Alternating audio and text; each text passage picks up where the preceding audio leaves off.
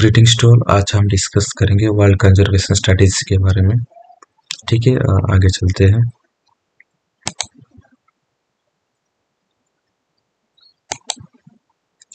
ये आपका पहला पॉइंट है। Earthly resources has been classified broadly into two main categories. आपका जितने भी अर्थली रिसोर्सेज है उसको दो कैटेगरीज में डिवाइड किया गया है। एक है रिन्यूएबल एंड और एक non renewable resources. And increase in population number create the demands of it for consumption. और पॉपुलेशन बढ़ने से इसका डिमांड भी बढ़ता है यूज करने के लिए, कंज्यूम करने के लिए। उसका सेकेंड पॉइंट है with time and space heavy utilisation of this resources cause the ultimate destruction. अगर ये ज़्यादा से ज़्यादा इस्तेमाल होगा, यूटिलाइज होगा तो उसका डिस्ट्रक्शन भी हो सकता है। इसलिए हम एक स्ट्रैटेजी बनाना होगा इसको कंजर्व करने के लिए। थर्ड पॉइंट है the destruction could happen if there is no such strategies applied on it in the form of ethical, legal और सस्टेनेबल डेवलपमेंट प्रोग्राम। डिफरेंट हम स्ट्रैटेजी अप्लाई कर सकते हैं। अगर ये स्ट्रैटेजी अप्लाई नहीं होगा तो ये डिस्ट्रक्शन के तरफ ये बढ़ सकता है हमारा नेचुरल रिसोर्सेज। उसके लिए हम एथिकली भी उसको हैंडल कर सकते हैं, लीगली भी, और सस्टेनेबल डेवलपमेंट प्रोग्राम लॉन्च करके भी उसको कंजर्व कर सकते हैं। और any other means of regulation to conserve the living as well as non living resources. Conservation generally concerning about the maintenance of sustainability of living resources in rational way, and this type of adoption make wildlife more comfortable without any threat and ensure its life expectancy and longevity. और ये क्या कह रहा है कि conservation generally maintain करने के लिए, रिसोर्सेज को, सस्टेनेबल रिसोर्सेज को मेंटेन करने के लिए कुछ आइडियाज ये देता है कंजर्वेशन की स्ट्रैटेजी में, जो कि वाइल्ड लाइफ के लिए कंफर्टेबल होता है और उसका लाइफ एक्सपेक्टेंसी और लॉन्जिविटी को भी बढ़ाता है। कुछ ऑब्जेक्टिव्स है कंजर्वेशन के बारे में, उसको हम डिस्कस करेंगे। पहला आपका है the main objective of conservation is to preserve the genetic diversity को। जेनेटिक डाइवर्सिटी को प्रिजर्व करने के लिए ये एक आपका कंजर्वेशन का ऑब्जेक्टिव्स है। और दूसरा ऑब्जेक्टिव्स ये है कि maintain sustainable utilisation of species and ecosystem और स्पेसिस को सस्टेनेबल तरीके से यूटिलाइज करना एक ऑब्जेक्टिव है कंजर्वेशन का। और lastly to maintain ecological support system. Ecology जिस बेस पर ये क्या आपका सर्वाइव कर रहा है उसको सपोर्ट करना ही एक कंजर्वेशन का एक ऑब्जेक्टिव से। धीरे धीरे इसको समझने के लिए हम कोशिश करेंगे। Sorry, to achieve these objectives, some sort of requirements is needed. Those are as follows. इसको इस ऑब्जेक्टिव्स को हम अचीव करने के लिए कुछ रिक्वायरमेंट का ज़रूरत है। वो है for maintaining the ecological process. Ecological process maintain करने के लिए क्या क्या जरूरत है। इकोलॉजिकल प्रोसेस को मेंटेन, जो कि लाइफ सपोर्ट सिस्टम पहले हम पढ़े, इसको ये वाला ये इकोलॉजिकल सपोर्ट सिस्टम को बचाने के लिए क्या क्या जरूरत है, कुछ रिक्वायरमेंट्स है, उसको हम इसमें पढ़ेंगे। To maintain the ecological process, reserving the good cropland for crop के लिए गुड क्रॉपलैंड को रिजर्व रखना है। Manage cropland to high ecologically and sound standard. Cropland को हाईली और इकोलॉजिकली साउंड स्टैंडर्ड में उसको मेंटेन करना है। Control the discharge of pollutant. और क्रॉपलैंड में अगर हम उसको सस्टेनेबल तरीके से ग्रो करना चाहते हैं तो उसको पोल्यूटेंट फ्री करना पड़ेगा। अगर फॉर एग्जांपल अगर कोई एक क्रॉपलैंड के नियर में कुछ खेती के नियर में कुछ ऐसा एक नाला जा रहा है जिसमें कि फैक्ट्री का कुछ पोल्यूटेंट वाटर में मिक्स होकर फ्लो कर रहा है, तो वाटर कंटामिनेशन में आकर भी उस क्रॉपलैंड खराब हो सकता है। इसलिए control the discharge of pollutant को भी पोल्यूटेंट फ्री भी रखना पड़ेगा। और fourth is your ensure that the principal management of goal for estuaries, mangrove swamps and other coastland wetlands and shallow critical for fisheries. फिर इस फिशरीज के लिए ये सब एस्चुअरीज हो गया. एस्चुअरीज मीन्स योर एक रिवर जो कि एक एरिया जिसमें रिवर समुद्र में मिलता है, इसको एस्चुअरीज बोलते हैं. और मैनग्रोव भी जो समुद्रों के किनारे जो भी बुश होते हैं उसको मैनग्रोव कहते हैं. एंड कोस्टलैंड में जो कि फिशरीज के लिए very much important, those areas are very much important for fisheries, तो उसको भी हम मैनेज करना पड़ेगा इस इकोलॉजिकल प्रोसेस को फ्लो होने के लिए, यानी उसको सस्टेन करने के लिए. और जेनेटिक डाइवर्सिटी हमने जो पढ़ा लास्टली इन आवर स्लाइड की, इसका भी कंजर्वेशन का एक ऑब्जेक्टिव्स भी है कि जेनेटिक डाइवर्सिटी को मेंटेन कर प्रिजर्व करे. तो प्रिजर्व करने के लिए क्या क्या जरूरत है? पहला है आपका prevent the extension of species extension से उसको रोकना है. और preserve many varieties as possible of crop plants को बचाना है, फॉरेस्ट प्लांट्स को बचाना है, टिम्बर ट्रीज को बचाना है, लाइफ स्टॉक को बचाना है, एनिमल्स फॉर एक्वाकल्चर इसको भी बचाना है. तब जाकर आपका जेनेटिक डाइवर्सिटी बच सकता है.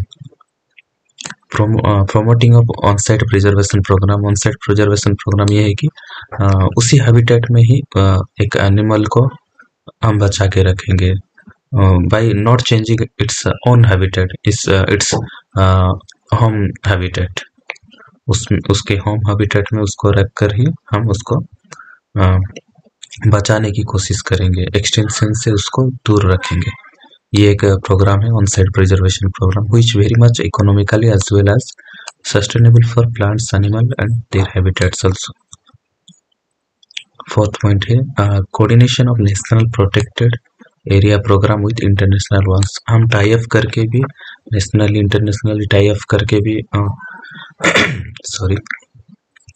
हम nationally and internationally tie up करके भी जेनेटिक डाइवर्सिटी को मेंटेन कर सकते हैं. Third is your sustainable utilization. कैसे लिमिटेड, कैसे यूटिलाइजेशन एक लिमिट पर रखा जाएगा, एक्सप्लॉइटेशन होने के लिए नहीं दिया जाएगा, उसको हम सस्टेनेबल यूटिलाइजेशन कह सकते हैं. वो कैसे फुलफिल होगा? पहला पॉइंट ये है कि determine the productive capacities of exploited species and restrict the utilisation of that species beyond its natural capacity. एक स्पेसीज का हम कैपेसिटी उसका कहते हैं प्रोडक्टिव कैपेसिटी को डिटरमाइन करेंगे, उसके बाद उस कैपेसिटी से ज़्यादा एक्सप्लॉइट या ज़्यादा यूटिलाइजेशन ना हो, इसलिए उसके लिए हम एक रेस्ट्रिक्शन रूल्स रखेंगे. तब जाकर ये सस्टेनेबल यूटिलाइजेशन कहा जाता है. उसको हम कह सकते हैं कि ये सस्टेनेबल यूटिलाइजेशन है. एक लिमिट सेट करेंगे उसके कैपेसिटी के हिसाब से, एक रिसोर्स के और एक स्पेसिस के कैपेसिटी के हिसाब से हम एक लिमिटेशन रखेंगे. उसके बियॉन्ड हम यूटिलाइजेशन होने के लिए नहीं देंगे. ये एक स्ट्रेटेजी भी हो सकता है. इसलिए इसके लिए adopt the conservation management objectives for utilisation of species and ecosystems. एक कंजर्वेशन मैनेजमेंट स्ट्रेटेजी को भी अप्लाई करेंगे, अडॉप्ट करेंगे उसको अच्छी तरह से लिमिटेड यूटिलाइजेशन के लिए. Maintain habitat of resource species. एक रिसोर्स स्पेसीज का हम हैबिटेट को मेंटेन करेंगे, यानी जिस एनवायरनमेंट में वो रह रहा है उसको मेंटेन करेंगे. तो भी ये भी एक वे हो सकता है, एक पॉइंट हो सकता है कि हम उसको भी स्पेसीज को भी बचा सकते हैं उसके हैबिटेट को मेंटेन करके. Regulate the international trade in wild plants and animals. International trade को भी लिमिटेड हम रखेंगे, रेगुलेट करेंगे अच्छी तरह से एक एथिकल लीगल वे में, तब जाकर ये वाइल्ड प्लांट्स एनिमल्स बच सकते हैं, उसका एक्सप्लॉइटेशन नहीं हो सकता. Limit firewood consumption to sustainable levels. Firewood को भी कंजप्शन भी हमें एक लिमिट के एक दायरे में रखना पड़ेगा, तब जाकर ये सस्टेनेबल यूटिलाइजेशन में आ सकता है. Regulate the stocking of the grazing land so that the long-term productivity of plants and animals can be maintained. Stocking of grazing lands, जो ग्रेजिंग लैंड्स है उसको भी हम ज़्यादा जिस उसके कैपेसिटी के हिसाब से ही हम उसमें लाइफ स्टॉक को ग्रेजिंग करने के लिए अलाउ करेंगे, और ज़्यादा लाइफ स्टॉक को अलाउ नहीं करेंगे ग्रेजिंग करने के लिए, नहीं तो उसमें उसकी कैपेसिटी से ज़्यादा होगा तो ये उसके लिए थ्रेटन हो सकता है उस ग्रासलैंड के लिए।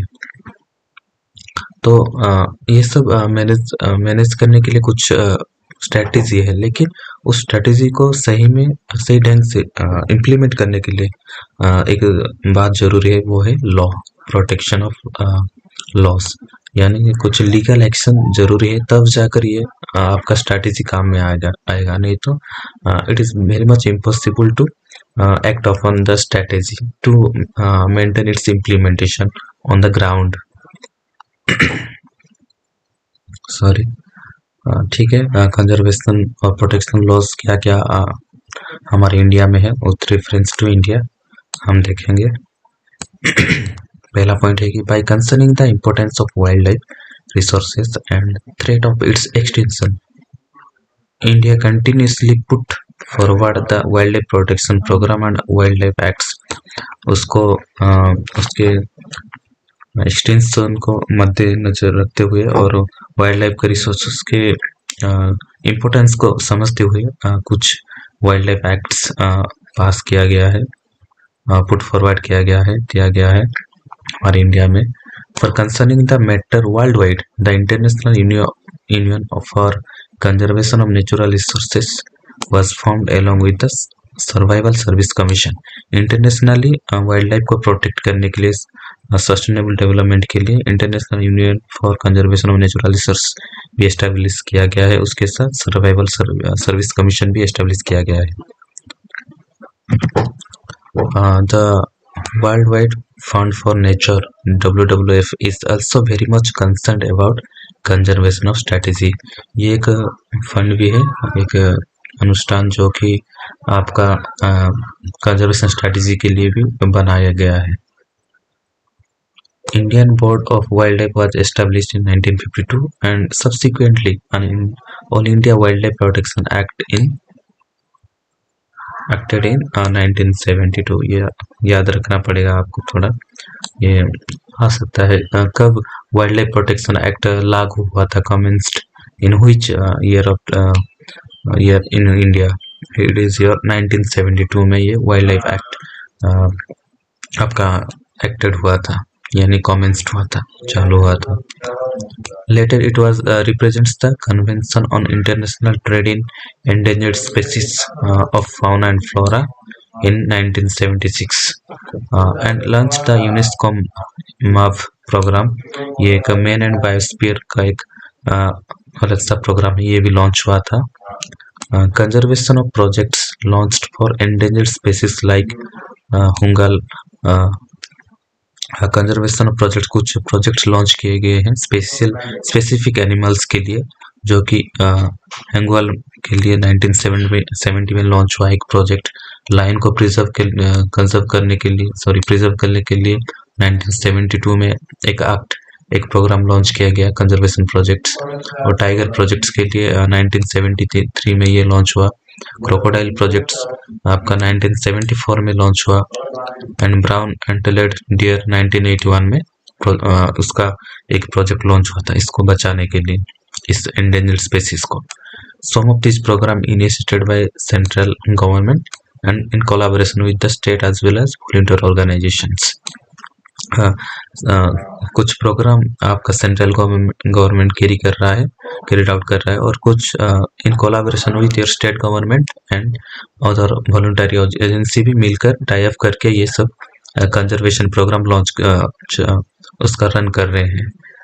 This ultimately this the goal for these programs are to increase the rate of survival and decrease the rate of extinction।